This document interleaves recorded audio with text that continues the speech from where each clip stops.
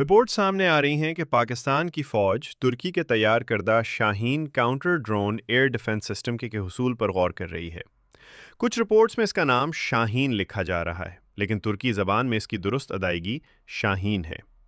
अगरचे अभी तक इस हवाले से कोई सरकारी तस्दीक सामने नहीं आई, लेकिन मुख्तलिफ मोतबर दिफाई ज़राए में इस खबर को काफ़ी तवज्जो मिल रही है। इसीलिए आज हम इस सिस्टम की सलाहियतों और पाकिस्तान के लिए इसकी मुमकिना अहमियत का जायज़ा लेंगे।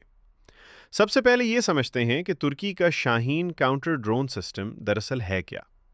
यह सिस्टम तुर्की की मारूफ सरकारी दिफाई कंपनी एजलसान ने तैयार किया है।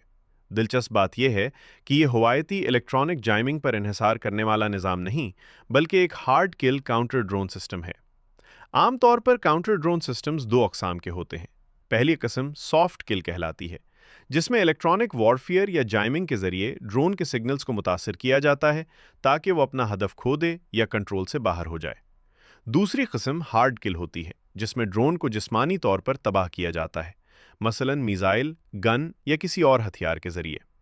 तुर्की का शाहीन इसी दूसरी कैटेगरी में आता है और यही इसकी सबसे नुमायां खुसूसियत है।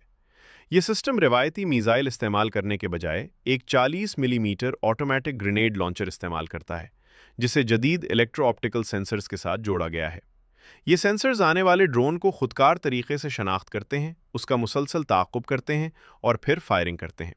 इसमें इस्तेमाल होने वाला एमिनेशन भी आम ग्रेनेड नहीं, बल्कि 40 millimetre high velocity air burst grenades हैं।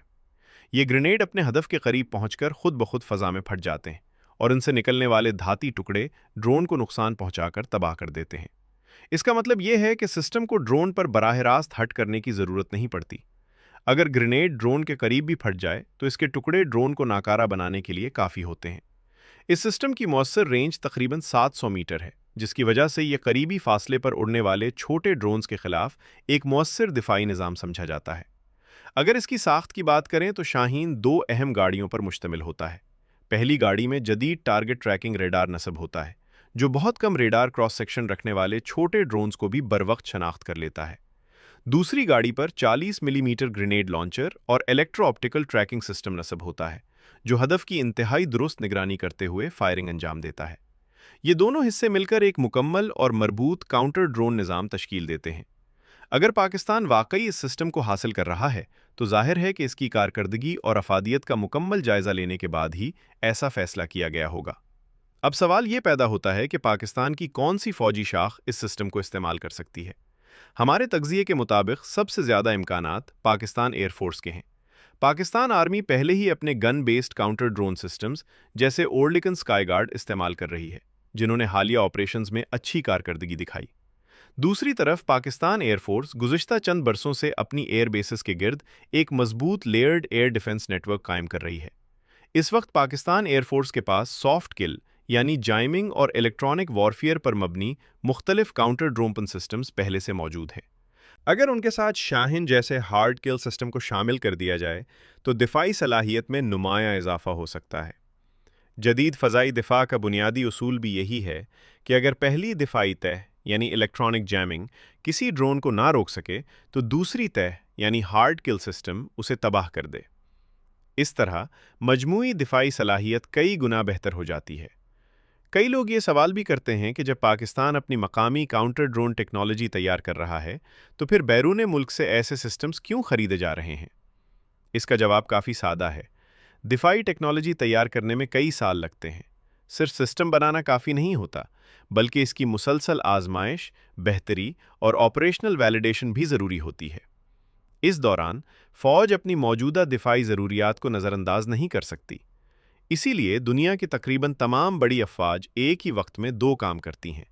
एक तरफ मकामी दिफाई सनत को तरक्की दी जाती है, जबकि दूसरी तरफ फ़ौरी ज़रूरियात पूरी करने के लिए आज़मूदा गैर मुल्की सिस्टम्स भी हासिल किए जाते हैं।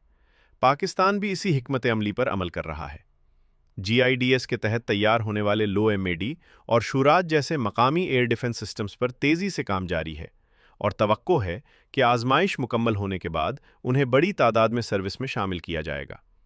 इसी दौरान फ़ौरी ज़रूरियात पूरी करने के लिए बैरून मुल्क से महदूद तादाद में जदीद सिस्टम्स हासिल करना एक अमली और दानिशमंदाना फ़ैसला समझा जा सकता है।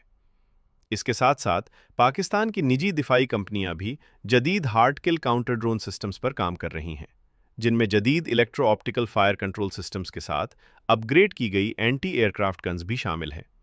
इससे वाज़ेह होता है कि पाकिस्तान की तवीलुल मुद्दती हिकमत अमली अब भी दिफाई खुद इन्हसारी ही है।